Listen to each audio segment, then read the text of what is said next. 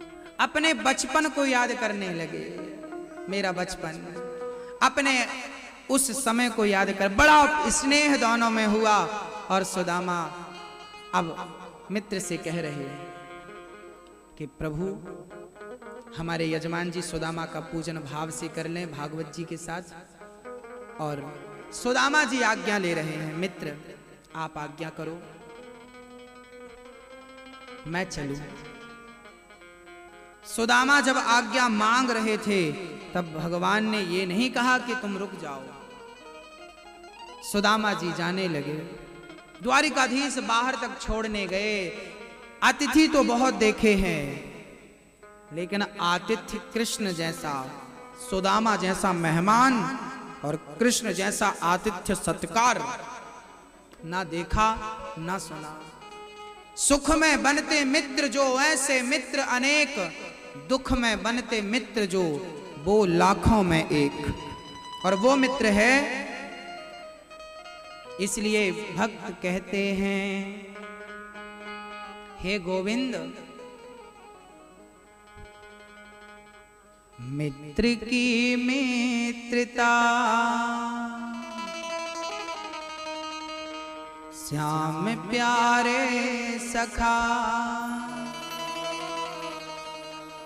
प्रीत ऐसी निभा लीजिए द्वारिका में बुला लीजिए मेरे श्याम, द्वारिका में बुला लीजिए। मित्र की मित्रता श्याम प्यारे सखा, प्रीत ऐसी निभा लीजिए द्वारिका में बुला लीजिए मेरे श्याम, द्वारिका में बुला लीजिए, द्वारिका में बुला लीजिए मेरे श्याम, द्वारिका में बुला लीजिए।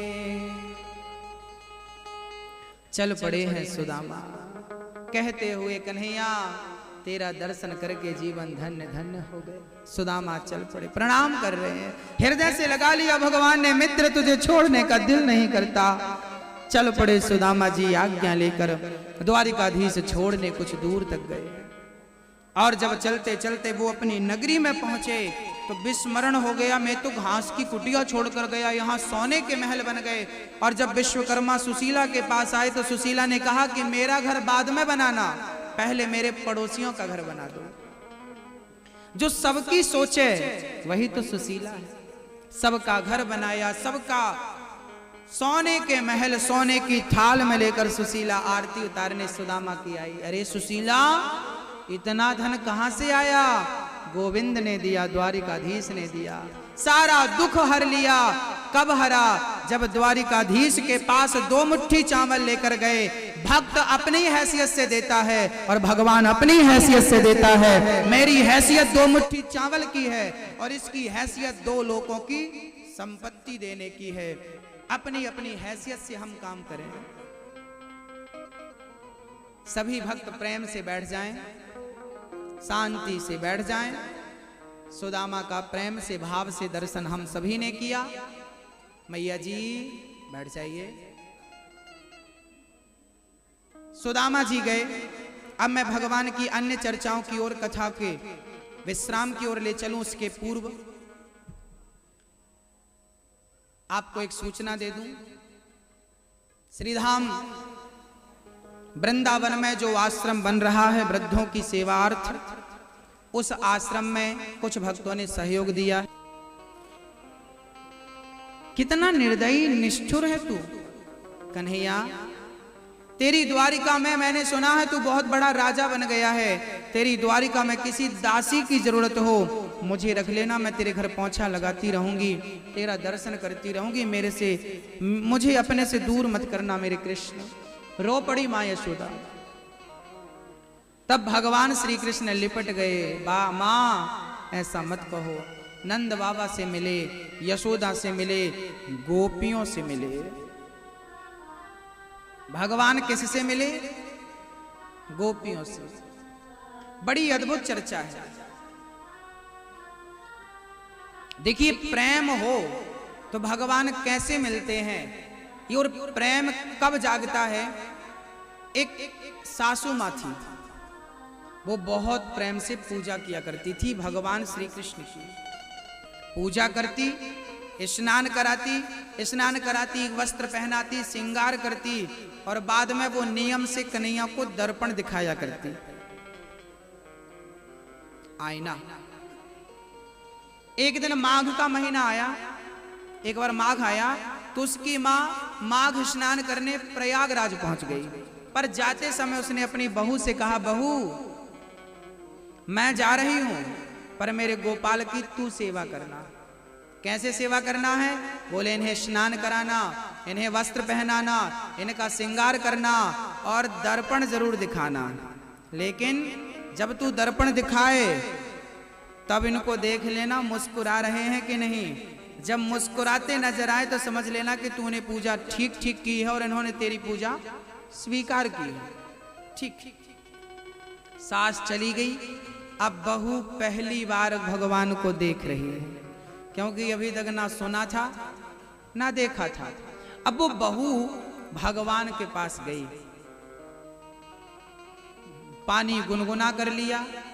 ठंडी का मौसम था, माघ का महीना था। भगवान को गर्म पानी में नहलाया, वस्त्र पहनाए, श्रृंगार किया।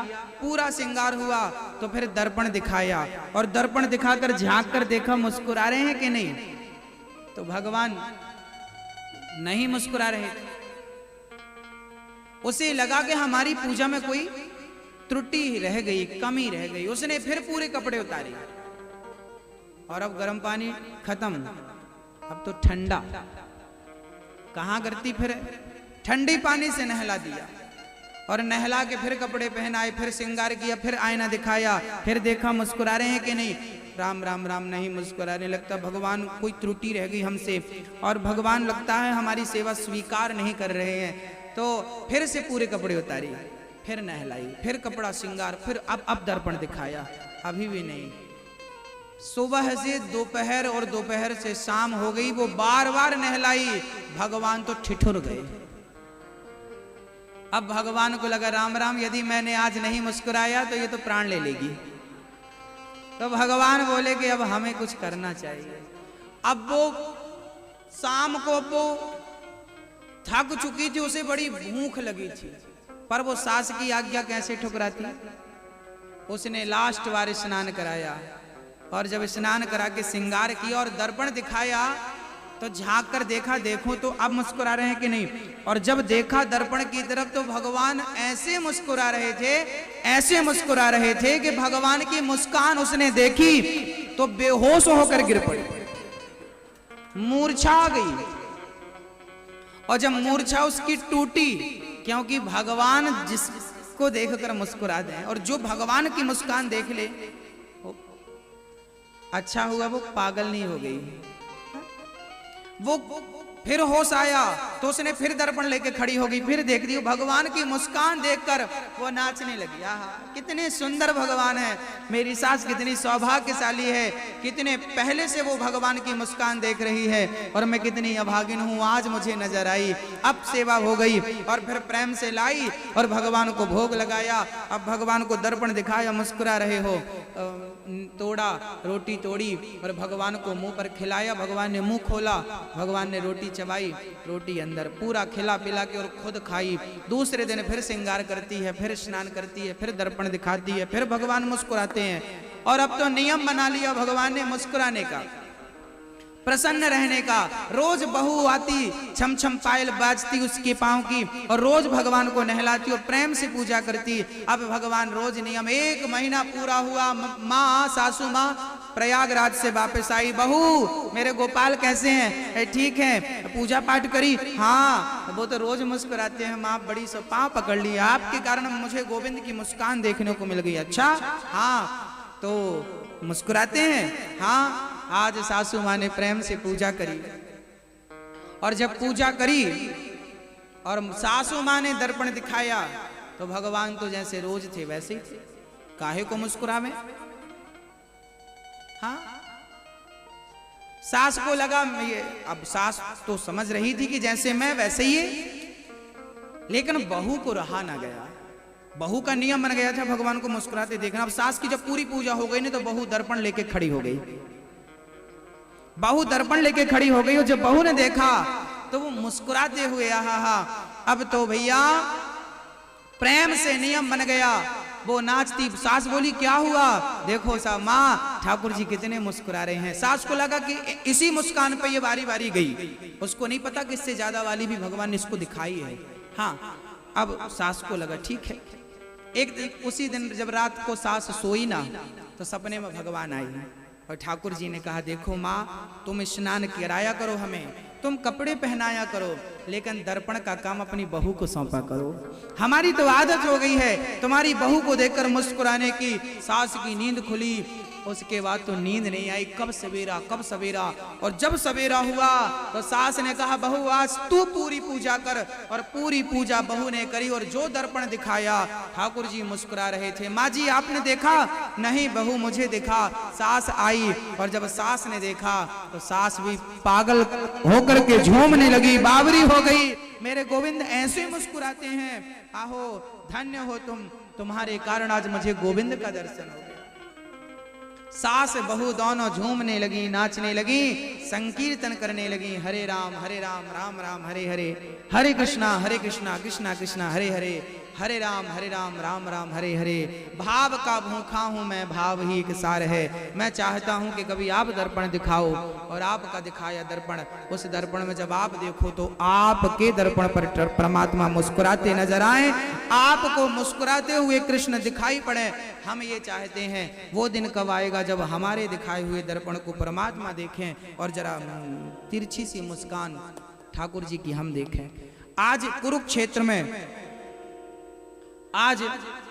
कुरुक्षेत्र में भगवान अपनी गोपियों से मिले। तब भगवान की 16,108 पत्नियों ने माँ यशोदा के पांव पकड़ लिए और कहा कि माँ हमें ना कृष्ण की कथा सुनाओ। वो कथा मैंने सुना कि ये माखन चुराते थे। अच्छा भगवान की पत्नियां क्या जाने किन्ने कौन सी बाल लीला रची। आप अपने पति का बचपन तो नहीं जानती हो ना, लेकिन इच्छुक होती हो सास बताइए क्या करते थे। अच्छा हाँ ये करते थे। फिर पत्नी कभी उसका आनंद लेती है। तो आज गोपियां पूछ रही है कैसे चोरी करते थे, कैसे, हमें सुनाओ। यशोदा रोने लगी, बेटियों मैं तुम सबको कृष्ण की कथा सुना पाती, लेकिन मैं जब कृष्ण की बाल लीला सुनाऊंगी ना तो उसमें वो लीला भी सुनानी पड़ेगी जब कृष्ण हमें छोड़कर चला गया है। और यदि वो लीला मैंने सुनाई तो फिर मैं जी ना पाऊंगी, मैं मर जाऊंगी। उस पल को मुझे याद मत दिलाओ जब कृष्ण छोड़कर चला गया। तब कौन सुनाए? तब रोहिणी माँ ने कहा मैं सुनाती हूँ। रोहिणी माँ बोली, सारी गोपियां 16,108 पत्नियां बैठ गईं और पहली बार वो कृष्ण की कथा सुनने बैठी। पूरा दरवाजा बंद हो गए, चारों तरफ का बाउंड्री थी, कपड़ों की तंबू बंधे थे, पूरा पैक था। अब बाहर कौन खड़ा हो, बाहर आना जाना बंद। तो सुभद्रा, भगवान श्री कृष्ण की बहन सुभद्रा, रोहिणी ने कहा सुभद्रा तुम बाहर खड़ी रहो और किसी को डिस्टर्ब। देखो कथाएं कैसी होती थी पहले वक्ता कौन बनी? रोहिणी मैया। और श्रोता कौन बनी? भगवान की पत्नियां। वहां नियम बनाया गया, कोई डिस्टर्बेंस नहीं, कोई डिस्टर्बेंस नहीं, चुप, पहले सावधान, पहले व्यवस्था। खड़ी हो गई सुभद्रा, कोई नहीं अंदर जाएगा। और मां ने कथा चालू करी। पहली बार गोपियों ने कृष्ण की बाल लीलाएं जब सुनी तो गोपियों की आंखों से पत्नियों, भगवान की पत्नियों की आंखों से झरझर आंसू। गोपियां भी बैठी थी, राधा रानी भी वहीं पर बैठी। सारी लीलाएं जब रोहिणी माँ ने अपने मुखारविंद से गाई तो भगवान की लीलाएं सुन के पत्नियां, भगवान की गोपियां रुदन करने लगी। तब तक भगवान श्री कृष्ण और बलराम जी आ गए। भगवान आए तो सुभद्रा खड़ी कि नहीं अंदर मत जाना। क्यों? बोले आपकी कथा चल रही है अंदर। नहीं मैं तो जाऊंगा। जिद करने लगे। सुभद्रा ने डांटा, रुको यहीं, कोई अंदर नहीं जाएगा। तब भगवान बोले कोई बात नहीं, अंदर नहीं जाने दे तो कम से कम सुन तो लेने दे। तो बाहर थोड़ी थोड़ी आवाज आ रही थी तो कन्हैया ने कान लगा दिए। कन्हैया ने कान लगाए, बलराम जी ने कान, और सुभद्रा को भी थोड़ी थोड़ी बाहर तो आवाज आ ही रही थी। तो कन्हैया ने जो प्रेम से कथा सुनी तो भगवान कृष्ण पहली बार अपनी कथा सुन रहे थे, और जब कथा सुनी तो इतना भाव उमड़ा, इतना प्रेम उमड़ा कि भगवान के हाथ पिघल पिघल के पानी बन के पिघलने लगे, हाथ गायब पानी बन के पिघलने लगे। यहां तक के हाथ भगवान कृष्ण के, बलराम के और सुभद्रा पिघल गई, पूरा हाथ पिघल गया प्रेम से। तब तक कथा पूरी हुई और माँ रोहिणी मैया बाहर आई, और जब बाहर आकर देखा तो बलराम कृष्ण और सुभद्रा के हाथ गायब थे। रो पड़ी, आहा कृष्ण को चोट लग गई, सुभद्रा वैद्य को बुलाओ, वैद्य को बुलाओ। रोने लगी, भगवान मुस्कुराए, माँ रोने की जरूरत नहीं है बेटा, तेरे हाथ कहाँ चले गए, कितना कष्ट हो रहा होगा, तेरा इलाज करा दूं। माँ अब मेरे हाथ ऐसे ही रहने दे, ये मेरी कथा की निशानी है, मैं इन्हीं हाथों से कलयुग के भक्तों को अपने गले से लगाऊंगा। और वही जगन्नाथ भगवान के रूप में आज भी भगवान विराजमान है। आधे आधे हाथ सुभद्रा बलराम, ऐसे आधे आधे हाथ। कृष्ण की कथा श्री सुभद्रा मां रोहिणी से सुनी भगवान ने, और उसे कहते हैं ना कि भगवान की कथा सुनने से आपको भी आंखों में कभी कभी आंसू आ जाता, पिघलना इसी को बोलते हैं। तो भगवान की केवल हृदय नहीं पिघला, शरीर पिघलने लगा। ऐसी कथा सुनाई मां ने कि ये हालत थी। कहा जाता है कि जब भगवान ने बंसी बजाई ना तो यमुना का जल रुक गया था और पत्थर पिघल गए थे उस प्रेम से, है ना। बंसी बट में जब बंसी बजाई थी तो आज भी वहां कृष्ण के चरणों के निशान उन पत्थरों पे बने हुए हैं। आज भी भगवान बैठे हैं। कुरुक्षेत्र में भगवान की इस तरह से भेंट हुई है अपनी गोपियों से, अपने सबको फिर भगवान द्वारिका लाते हैं और सबकी सेवा करते हैं। राधा रानी जब द्वारिका गई ना, पहली बार जब रुक्मणी आदि पत्नियां राधा से मिली ना, तो कहा यह जाता है कि राधा रानी से मिलने रुक्मणी ने जिद करी, हमें मिलाओ, देखे तो कैसी है तुम्हारी राधा, हमसे ज्यादा सुंदर है क्या, है ना। तो रुक्मणी ने जिद करी तो भगवान ने कहा मिले आओ जाओ। आगे एक सखी आई सुंदर सी, अच्छा आप राधा रानी है ना, मैं राधा की दासी हूं। अच्छा आगे गई रुक्मणी जी तो एक कटोरे में उबलता हुआ दूध लेकर गई थी। आगे गई तो एक सुंदर सी आई, अच्छा आप राधा रानी, नहीं मैं तो राधा रानी की दूसरी दासी हूं। जब दासियां इतनी सुंदर हैं, दासियों को देख करके रुक्मणी जी ऐसी, हम तो इनकी दासियों जैसी भी नहीं है। अच्छा रुक्मणी मैया ना राधा रानी की दासियों जैसी भी नहीं थी, ये सत्य बात है। अंत में राधा रानी जब दिखी तो रुक्मणी जी की आंखें बंद हो गई, इतना तेज था। लो आपके लिए कृष्ण ने भेजा है, क्या है, पूछा भी नहीं क्या है, पी लिया। गरम उबलता दूध जब पिया, रुक्मणी घबरा गई, राम राम मर ना जाए, गरम दूध पी है, कुछ नहीं हुआ। बात करने लगी। रात को रुक्मणी पांव दबा रही थी भगवान के, तब भगवान के पांव में बड़े बड़े फफोले थे, बड़े बड़े। प्रभु ये क्या हो गया, बोले जल गया हूं। कैसे जल गए, बोले आज कुछ गरम गरम मेरे पांव में उबलता हुआ लग गया, ये फफोले आ गए। बोले किसने लगाया, बोले पता नहीं, मेरे चरण तो सदा सदा के लिए राधा रानी के हृदय में कैद हैं, और जब उसने गरम गरम दूध पिया तो मेरे चरणों में गया और मेरे चरण जल गए। कन्हैया के सामने रुक्मणी रोने लगी, मैं वो अपराधिन मैं हूं, मैंने गरम दूध पिलाया परीक्षा लेने के लिए, इसलिए आज भी दुनिया के किसी मंदिर में कन्हैया के संग रुक्मणी नहीं खड़ी। कौन खड़ा है, क्यों खड़ी हैं? कभी ये प्रश्न उठता होगा तो इसका जवाब आज सुन लीजिए। इसका जवाब ये है कि एक बार दुर्वासा जी द्वारिका गए तो रुक्मणी जी और कृष्ण उन्हें लेवाने गए। तो दुर्वासा जी बोले मैं इस रथ पर बैठ के नहीं जाऊंगा। तो फिर कैसे जाओगे, बोले पहले इसके घोड़े निकालो। दुर्वासा जी रथ पर बैठ गए, घोड़े निकालो, एक तरफ कृष्ण तुम लगो, एक तरफ रुक्मणी तुम लगो। अब रुक्मणी और कृष्ण को घोड़ा बनाकर दुर्वासा जी बोले अब तुम अपनी द्वारिका लेके चलो। कन्हैया जी चल पड़े, लेकिन रुक्मणी सुकुमार जी ना थक गई। कन्हैया बड़ी प्यास, सुनो बड़ी प्यास लगी, पानी पिला दो। कन्हैया बोले द्वारिका सामने बाबा जी कितने खतरनाक वाले बाबा जी हैं, पानी वानी पिलाएंगे, रूठ गए तो ठीक चल। नहीं नहीं बहुत प्यास लगी, मर जाऊंगी मैं। तो कन्हैया ने एक पांव का प्रहार किया तो चरण गंगा पैदा हो गई। आज भी द्वारिकाधीश में द्वारिकापुरी में आज भी वो चरण गंगा विद्यमान है। जैसे चरण गंगा मिली रुक्मणी जी नहाने लगी, ठंडा ठंडा और पीने लगी। जब रुक्मणी ने पी लिया तो कन्हैया बोले हम भी पी ले, कन्हैया भी पीने लगे। और जब दोनों ने पी लिया तो बाबा जी बोले बालक गलत किया तुम लोगों ने, रुक्मणी अपने गुरु को पिलाए बिना पानी पूछे बिना खुद पी गई। और कन्हैया तुम गुरु का अपमान, जाओ मैं तुम्हें श्राप देता हूं, तुमने गुरु का अपमान किया है, तुम्हारी पूरी द्वारिका का पानी खारा हो जाए। आज भी वर्तमान में आज भी द्वारिका में पानी नहीं है, दूसरे शहर से पानी सप्लाई होता है द्वारिका में। और समुद्र के बीच में एक जो दूसरी द्वारिका है उसका पानी मीठा है। द्वारिका दुर्वासा जी ने श्राप दिया, रुक्मणी तुम जाओ, तुम्हारा 12 वर्षों का कृष्ण से वियोग होगा। तो वहां से 12 किलोमीटर द्वारिका से दूर एक रुक्मणी जी का स्थान है जहां आज भी जलदान किया जाता है। ये दास गया है, आज भी वहां पे जल देने की बड़ी महिमा है, जल दान किया जाता है। रुक्मणी जी वहां रही, 12 वर्ष वियोग था। जब कलयुग आया तो कुछ भक्त लड़ाई करने लगे कि रुक्मणी को खड़ा करे कि राधा को खड़ा करे। तब दुर्वासा जी ने आकर कहा कि ना, रुक्मणी नहीं, क्योंकि रुक्मणी को प्यास लगी थी तो रुक्मणी ने अपने आप को पानी पिलाया था। कृष्ण का भी याद स्मरण नहीं रहा, लेकिन राधा रानी 100 वर्षों तक कृष्ण का वियोग सही, ना पानी की चिंता थी ना भोजन की चिंता थी। इसलिए कृष्ण के साथ खड़े होने का अधिकार केवल राधा का। इसलिए दुर्वासा जी ने कहा कि कृष्ण के संग रुक्मणी नहीं, राधा खड़ी होंगी। इसलिए राधा खड़ी हैं, क्योंकि रुक्मणी को तो प्यास भी लग जाती थी, लेकिन राधा को तो कृष्ण के प्रेम में प्यास भी नहीं लगती थी। भूख भी 100 वर्षों तक अन्न जल ग्रहण नहीं किया। अब आपको आश्चर्य हो रहा होगा कि बिना पानी के बिना अन्न के कोई कैसे रह सकता है। तो आपको मैं उदाहरण दे दूं। आज 2018 छत्तीसगढ़ में एक संत जी हैं जिन्होंने 20 वर्ष से ना एक दाना अन्न का खाया ना एक बूंद पानी पिया, आज भी जिंदा हैं। विज्ञान के सामने बहुत बड़ी चुनौती खड़ी, आज भी जिंदा हैं वो, आप दर्शन कर सकते हैं।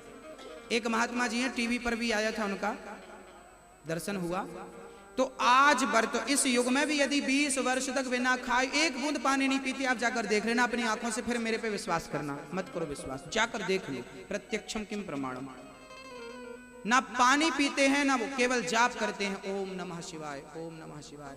यदि आज के युग में कोई ऐसी तपस्या संभव है तो राधा रानी क्या कृष्ण के वियोग में पानी और भोजन छोड़ दी, तो क्या हमें आश्चर्य होगा?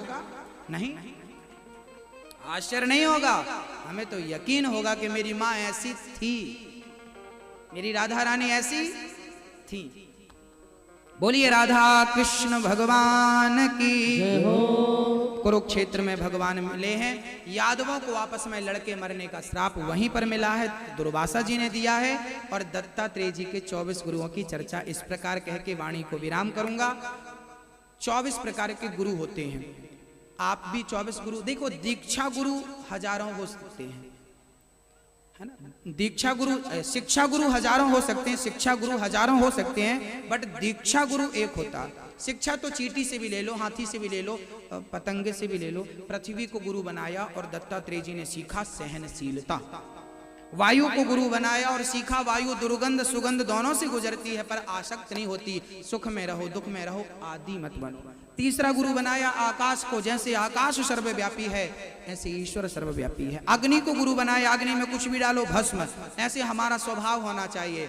सम्मान कोई करे तो भी स्वाहा, अपमान कोई करे तो स्वाहा। ना सम्मान में उलझना ना अपमान में उलझना, क्योंकि सम्मान सोने की बेड़ियां हैं और अपमान लोहे की बेड़ियां, बंधन दोनों में है। इसलिए ना सम्मान अच्छा है ना अपमान अच्छा है, भक्ति ही सबसे अच्छी है। तो क्या चाहिए? कई लोग गाना गाते हैं, महाराज हमारा अपमान कर दिया, हमारा अपमान। सम्मान की कितनी भूख होती है लोगों को, क्यों?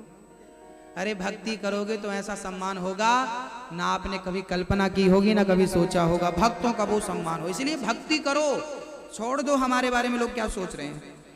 जल को गुरु बनाया, जैसे जल अपना स्वभाव कभी नहीं छोड़ता, गर्म कर दो तो शीतल, बर्फ बना दो तो पिघल जाता है, अपना स्वभाव नहीं छोड़ता। ऐसे हमें अपना स्वभाव, आपका स्वभाव क्या है, नेचुरल स्वभाव क्या है बताइए। अच्छा जब आप बच्चे थे, आप भी तो थी छोटी सी गुड़िया, तब आपको कोई थप्पड़ मार देता था गाल में, तब गुस्सा आती थी कि नहीं? जब आप 1 वर्ष के थे, 1.5 वर्ष के थे, तब गुस्सा आती थी? बोलते जाना हाँ या ना, नहीं आती थी। अच्छा तब आप लोग कोई आपको थप्पड़ मार दे तो आपको गुस्सा मैं बदला लूंगा, ऐसा था क्या? नहीं था। लेकिन आप बड़े हो गए ना तो बदले की भावना जाग गई। बालक छोटा सा होता है ना तो सोने के ढेर को लात मार के और वो माँ की गोद की ओर बढ़ता है, और वही बेटा बड़ा हो जाता है तो माँ को छोड़ करके सोने चांदी की ओर बढ़ता है। छोटा था तो कितना शुद्ध बुद्ध था और बड़ा हुआ तो वही कितना अपवित्र हो गया। अपने स्वभाव को नहीं छोड़ना चाहिए। आपका स्वभाव वो नहीं है जो आज है, आपका स्वभाव वो था नेचुरल जो आपका बचपन में था। वो स्वभाव कहाँ गया आपका? जब वो स्वभाव आ जाएगा, कहते हैं जिस दिन आप बच्चे बन जाओगे, बच्चों के अंदर कोई द्वेष नहीं है, बच्चों को निर्वस्त्र कर दो, क्या उनके अंदर कोई वासना है? नहीं ना। 3 साल का, 2 साल का, 1 साल का बच्चा बिना कपड़ों के घूमता रहता है, कोई वासना नहीं। जैसे वो निर्विकार है, ना क्रोध है, ना काम है, ना लोभ। अच्छा बच्चे झूठ बोलते हैं। एक पापा जी थे बेटा, उनके कर्जा था 20-25 हजार, कर्जा मांगने वाले, सुनो हमारे 20 हजार दो। तो बेटा, पापा बोले बेटा 1 लड्डू देंगे, बोलना पापा घर पे नहीं है। वो आया, सुनो पापा ने लड्डू दिया है, कहा है कि पापा घर पे नहीं है। मतलब बच्चों से झूठ बोलना सिखाते हैं आप लोग, गलत आदत है। आप लोगों सिखाते हैं बेटा ऐसे ऐसा बोल दो, ना ना, आप गलत आदत डलवा रहे हैं अपने स्वार्थ के लिए। और बच्चों की आदत ये आपको ऐसी नहीं डलवानी चाहिए। बच्चे भगवान होते हैं, उनके बड़ा भगवान कौन होगा? साक्षात ब्रह्म है, वो परमात्मा है। आपकी नेचुरल बुद्धि वैसी थी जैसी बच्चों की, आपकी वैसी हो जाए तो परमात्मा प्राप्त हो जाएगा। ना काम, ना क्रोध, ना लोभ, ना मोह, ना अहंकार। तो आज 2018 जा रहा है, तो आज कसम खाओ कि इस 18 के साथ हमारा अहंकार भी जाएगा, हमारा असत्य भी जाएगा। हम आज से कभी अहंकार नहीं, क्रोध नहीं, झूठ नहीं, किसी का दिल नहीं दुखाएंगे। खाओ कसम, आज कथा सुनिए आप लोग, कसम आज से सास बहू का झगड़ा बंद। कौन कौन बंद करेगा? वैसे आप लोग झगड़ा तो करती नहीं हो, लेकिन फिर भी सास से बहू का, बहू से सास का झगड़ा नहीं करेंगे, कसम खाओ नहीं करेंगे, प्यार से रहेंगे। अच्छा देवरानी जिठानी प्यार से रहेंगी आप लोग? आपकी जिठानी आपसे बोलती है कि नहीं? और आप बोलती हो? मतलब ठीक ठीक बोलती हो कि मुंह घुमा के? नहीं, कई प्रकार की बातें होती है ना, ऐसे भी तो होता है, मुंह फेर लेना। तो आप लोग प्यार करोगी अपने परिवार के हर सदस्य से, किसी का दिल ना दुखाना। इस 2018 की इस कथा में, आज अंतिम दिवस की कथा पे, अंतिम साल का भी अंतिम दिवस है, तो आज कसम खाएं कि अगला जो आने वाला कल है वो प्यार से शुरू हो, मोहब्बत से शुरू हो, भक्ति से शुरू हो, सत्कर्मों से शुरू हो और संस्कार से शुरू हो। हमारे जीवन में कोई कुरीति ना हो। अच्छा कल कथा सुनाने के बाद ना हम आप लोगों से कुछ मांगेंगे, तो हमें आप देंगे अपनी दक्षिणा? मांग लें। आपने कथा सुनी होगी 1 दिन की भी, 1 घंटे की भी, तो हम तो अधिकारी हैं मांगने के, तो आपसे हम मांग लें अपनी दक्षिणा? हाँ ना? कौन कौन देगा भैया? दक्षिणा मांग रहे हैं मैया जी? हाथ नहीं उठाओ मेरी माँ, हाथ नहीं उठाया आपने, हमें लगा इच्छा नहीं है देने की। कथा सुनी आपके? नहीं, तो दो मेरी माँ। तो आज मैं मांग लूं अपनी दक्षिणा?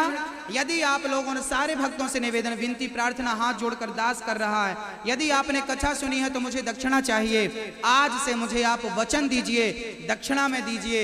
आज के बाद आप, मुझे नोट नहीं चाहिए, मैं पैसा नहीं मांगूंगा, ना नोट चाहिए ना वोट चाहिए।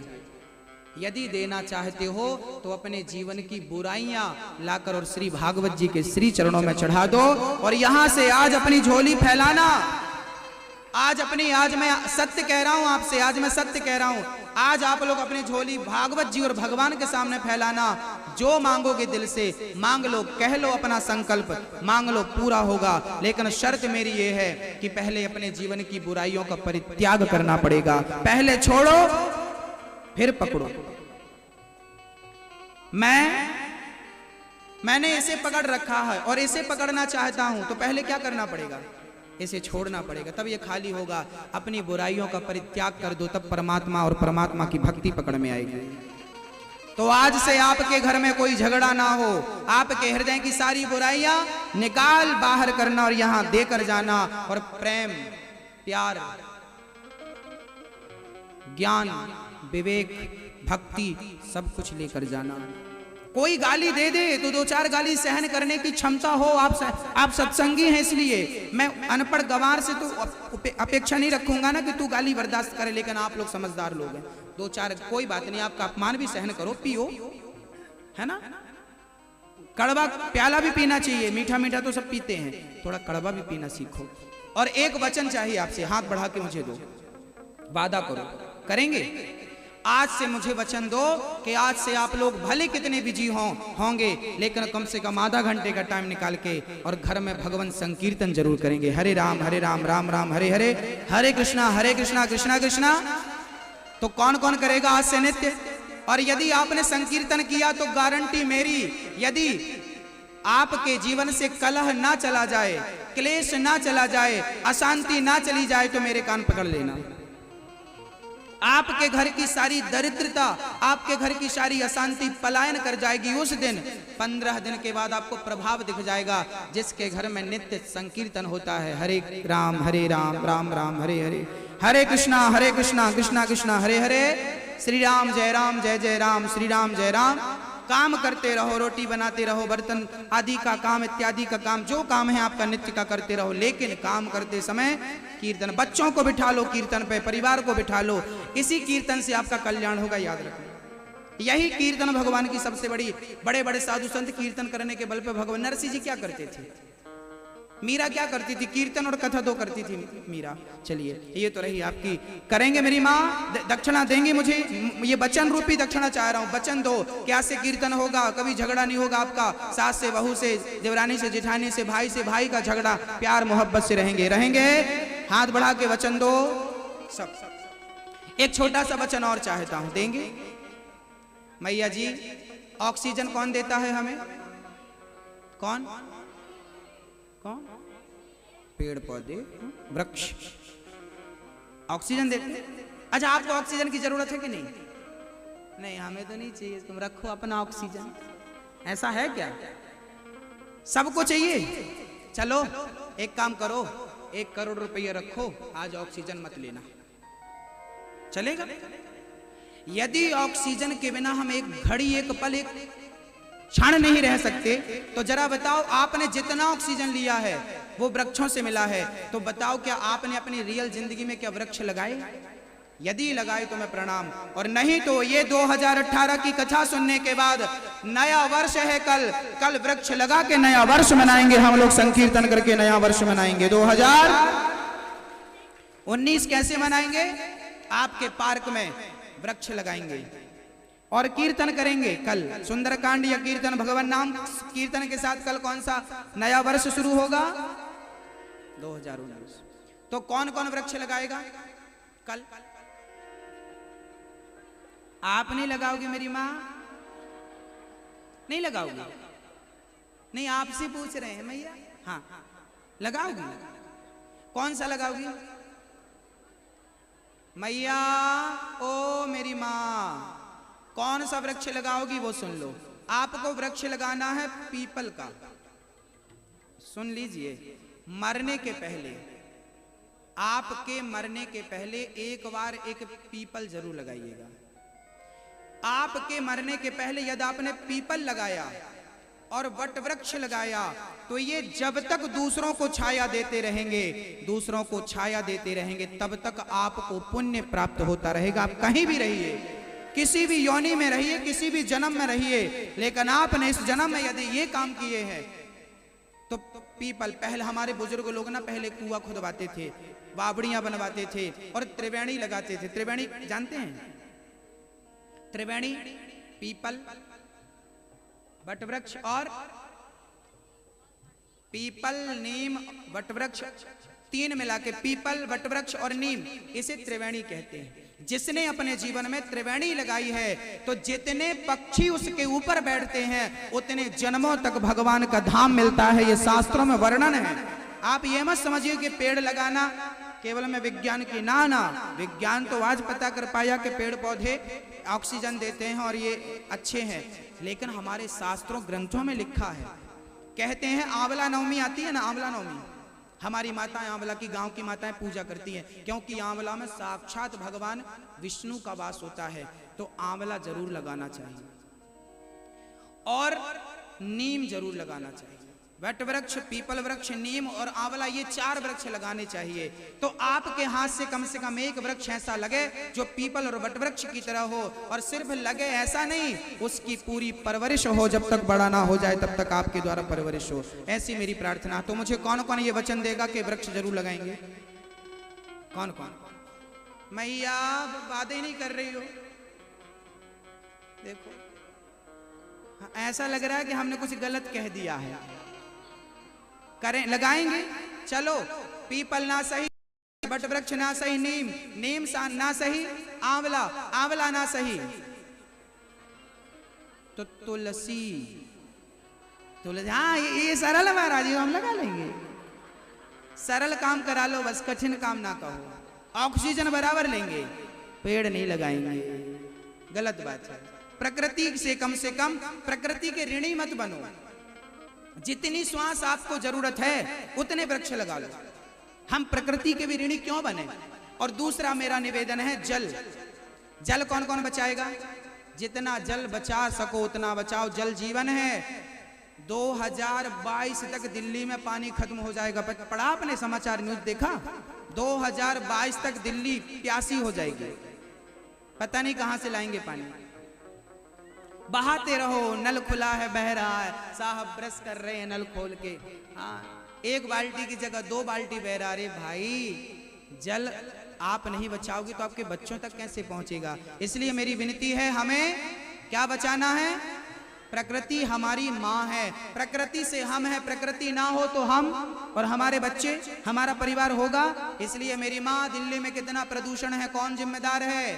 हम स्वयं जिम्मेदार हैं। वृक्ष लगाए होते तो ये दुर्दशा ना होती, पानी बचाया होता ये दुर्दशा ना होती। कोई बात नहीं, अभी कुछ नहीं बिगड़ा। संकल्प करो कि जल बचाएंगे, व्यर्थ में नहीं बहाएंगे। 24 गुरु बनाए दत्तात्रेय जी ने, आपस में लड़कर के सारे लोग, सारे भगवान के परिकर आपस में प्रभास क्षेत्र में श्राप वश लड़के मर गए, और भगवान पूरा परिकर अपने परम धाम को भेजते हैं। अर्जुन भगवान कृष्ण की पत्नियों को लेकर पहुंच गए हैं द्वारिका से हस्तिनापुर, और भगवान श्री कृष्ण के सारे वंशज पुत्र पौत्रादि आपस में शराब पीकर लड़के भस्म हो गए। बलराम जी ने भी मारा। अनिरुद्ध का बेटा वज्र बचा है, जिसके आज यादव संतान है। 7 दिन की पूरी कथा, भगवान के पांव में बहेलिये ने बाण मारा। भगवान परम धाम को जाने लगे। जाते जाते भगवान से कहा, प्रभु हम कैसे रहेंगे? भगवान बोले, हम जा नहीं रहे, हम इस भागवत में समा रहे हैं। जहां जहां भागवत होगी वहां वहां प्रकट होकर मैं भक्तों का दुख दूर करता रहूंगा। भक्तों, आप में से कौन कौन चाहता है कि मैं दोबारा आपके बीच में कथा सुनाने आऊं? चाहते हैं कि मैं आऊं? यदि आप चाहते हैं तो आपको प्रयास करना पड़ेगा। यदि कथा अच्छी लगी तो आपको प्रयास करना पड़ेगा, प्रेरित करना पड़ेगा, और सत्संग होते रहने चाहिए, कथाएं होती रहने। इस कथा से आप लोगों का कोई नुकसान हुआ? फायदा हुआ? फायदा हुआ? किस किस का फायदा हुआ? क्या फायदा हुआ? शांति मिली, भक्ति मिली, ज्ञान मिला, सब कुछ मिला। भगवान की कृपा भी बरसेगी, चिंता ना करना। सारे दुख दर्द कष्ट जीवन के समाप्त हो जाएंगे। भगवान परम धाम को गए हैं। 7 दिन की कथा का सार सूत जी महाराज शौनक आदि ऋषियों को सुना रहे हैं। पहले दिन की कथा में धुंधकारी का उद्धार हुआ। दूसरे दिन की कथा में 4 स्थान कलयुग को रहने को परीक्षित ने दिए, परीक्षित को श्राप लगा। तीसरे दिन की कथा में आपने सुना कि ध्रुव जी को भगवान की प्राप्ति बचपन में हुई। चौथे दिन बाल लीला, कृष्ण जन्मोत्सव का दर्शन, राम जन्मोत्सव का दर्शन किया। 5वें दिन बाल लीलाओं का दर्शन किया। 6वें दिन रुक्मणी मंगल।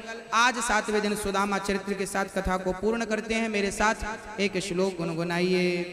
बोलिए नाम संकीर्तनम यस्य नाम संकीर्तनम यस्य सर्व पाप प्रणाशनम सर्व पाप प्रणाशनम प्रणामो दुख शमनस् प्रणामो दुख शमनस् तं नमामि हरिं परम तं नमामि हरिं परम्। ओम शांति शांति सुशांतिर्भवतु।